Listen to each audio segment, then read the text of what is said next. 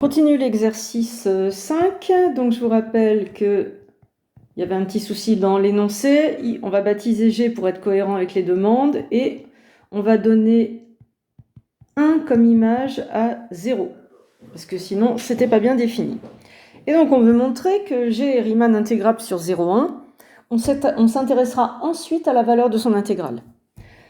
Comme d'habitude ici, l'exercice est compliqué. On sent bien que notre fonction, on ne va pas pouvoir faire de raccourci.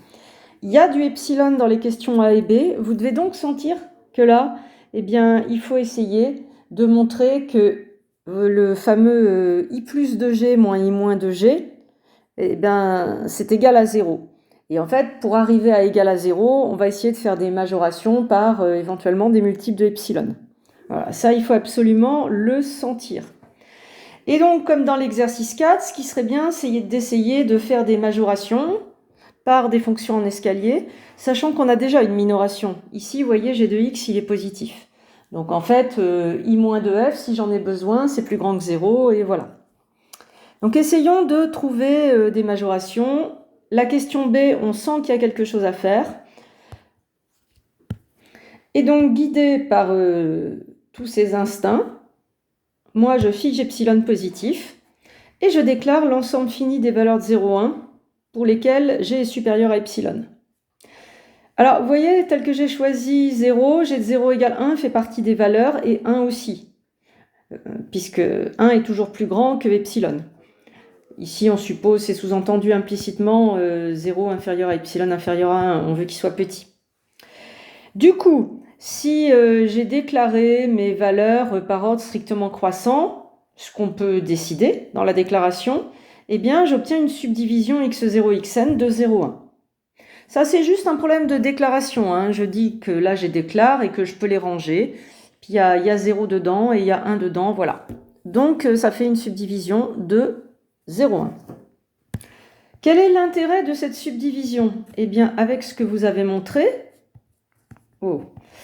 sur 0,1, ici, en fait, j'ai mis aux extrémités, là, toutes les valeurs pour lesquelles les g de xi sont supérieurs à epsilon. Mon x2, je ne sais pas combien ça vaut, mais en tout cas, ailleurs, c'est forcément inférieur, les images, vous voyez? Comme ça. Inférieur à epsilon. D'où l'idée de poser une fonction en escalier qui vaudrait epsilon sur les petits intervalles ouverts, 0x1, tout ça. Et rappelez-vous, une fonction en escalier, les bouts, ils peuvent vivre leur vie. À l'extrémité gauche ici de l'intervalle, ma fonction en escalier, son image, ça serait ça. Et là, à l'extrémité droite, l'image de ma fonction en escalier, ce serait ça. C'est-à-dire, ça serait g de x1, ici. Et là, c'est g de x0, etc. Et la valeur de la fonction sur les intervalles, ça serait tout le temps epsilon. Donc en fait, j'ai une fonction qui serait presque constante sur l'intervalle 0,1. Et cette fonction presque constante, eh bien, elle est plus grande que g de x d'après ce qu'on a montré. Donc je fais ça. Je déclare une fonction en escalier. Rappelez-vous, une fonction en escalier, on la déclare par rapport à une subdivision si on veut être précis.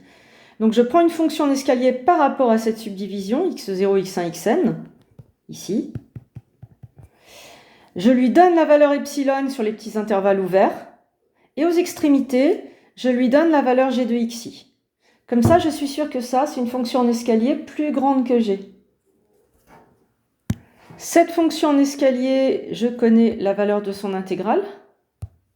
I de psi, c'est sigma de i égale à 1n de xi moins 1 fois la valeur de l'escalier sur les petits ouverts.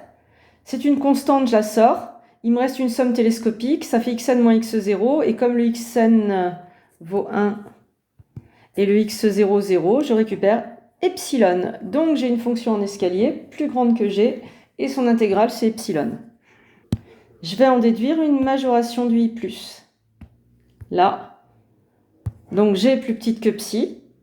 Donc le i plus de g plus petit que le i de psi que nous venons de calculer, c'est epsilon. J'ai cette majoration du i+. Et maintenant, pour majorer i+ par moins i-, il faut minorer i-. Et là, il y a une minoration évidente. c'est 0. Je l'écris. G positive. J'ai donc une minoration du I-, j'en déduis une majoration de moins I-. Je peux additionner deux inégalités quand elles sont de même sens. Ça me donne donc un encadrement du I plus moins I-. L'encadrement est le suivant. Je vous rappelle que I plus moins I- est toujours positive. Et donc, puisque j'ai majoré par epsilon pour tout epsilon, ça prouve que ça, c'est égal à 0. Il suffirait de faire tant d'epsilon si on voulait le reprouver, mais je vous rappelle que c'est des utilisations usuelles de majoration. Et donc, ça y est, nous venons de montrer que la fonction g est intégrable sur 0,1. Et on peut conclure cette partie de questions. Je vous propose de nous retrouver dans une autre vidéo pour le calcul de l'intégrale.